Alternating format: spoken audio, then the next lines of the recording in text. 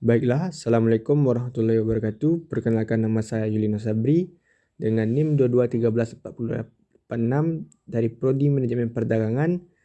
Pada kali ini saya akan mempresentasikan tugas mata kuliah statistika dengan tema membuat data menjadi informasi untuk pengambilan keputusan manajerial dengan dosen pengampu Bapak Dr. Alphonse Satrianto, SEMA. Pertama, distribusi frekuensi.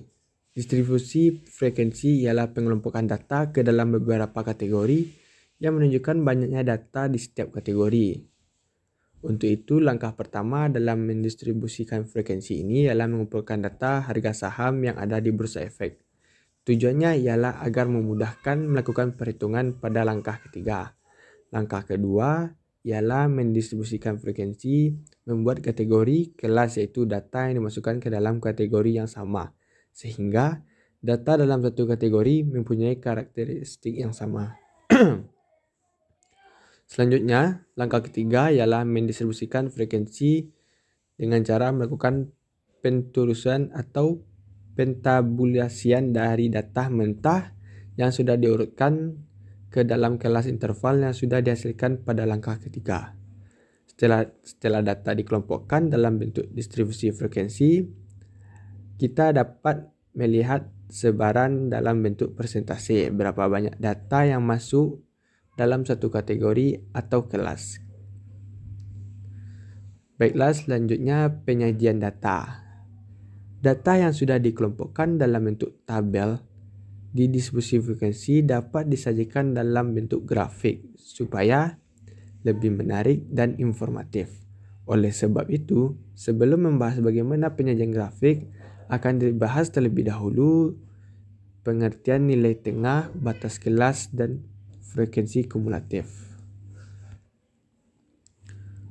Baiklah, batas kelas. Batas kelas ini ialah suatu interval kelas yang terdiri dari kelas bawah yang termasuk terendah, dan kelas atas yang tertinggi, dan kelas tengah.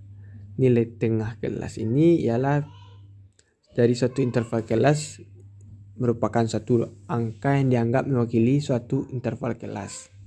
Nilai tiap kelas ialah batas antara kelas yang memisahkan nilai antara kelas satu dengan lainnya. Frekuensi kumulatif menunjukkan seberapa besar jumlah frekuensi tingkat kelas tertentu. Selanjutnya, histogram. Histogram ialah tampilan grafis dari tabulasi frekuensi yang digambarkan dengan grafis batangan sebagai manifestasi data Banning. Tiap tampilan data menunjukkan proporsi frekuensi pada masing-masing di range kategori yang berdampingan dengan interval yang tidak tumpang tindih. Histogram merupakan bentuk diagram yang mudah dipahami. Histogram merupakan diagram balok karena frekuensi disajikan dalam bentuk balok. Histogram menghubungkan antara nilai tepi interval horizontal dan frekuensi setiap kelas pada sumbu vertikal. Selanjutnya ada poligon. Poligon hampir sama dengan histogram. Perbedaannya, histogram menggunakan balok, sedangkan poligon menggunakan garis yang menghubungkan titik-titik yang merupakan koordinat antara nilai tengah kelas dengan jumlah frekuensi pada kelas tersebut.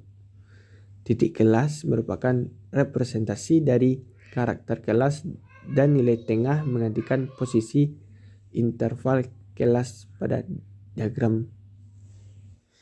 Pada grafik poligon, semua sumbu horizontal merupakan nilai tengah kelas dan sumbu vertikal ialah jumlah frekuensi setiap kelas. Selanjutnya yang terakhir ialah kurva Ogive. Ogive merupakan salah satu istilah dalam statistika yang bentuk grafik yang digambarkan berdasarkan data yang sudah disusun dalam bentuk tabel distribusi frekuensi kumulatif. Kurva Ogive merupakan diagram garis yang menunjukkan kombinasi antara interval kelas dengan frekuensi kumulatif. Kurva Ogive menunjukkan frekuensi kumulatif pada setiap tingkat kategori. Sumbu horizontal kurva Ogive menunjukkan interval kelas dan sumbu vertikal menunjukkan frekuensi kumulatif. Untuk membuat kurva Ogive ini, kita menggunakan frekuensi relatif yang disajikan dalam bentuk persentase. Baiklah, hanya itu yang dapat saya sampaikan pada presentasi kali ini. Terlebih dan terkurang saya mohon maaf. Saya akhiri dengan wabillahi taufik wal hidayah. Assalamualaikum warahmatullahi wabarakatuh.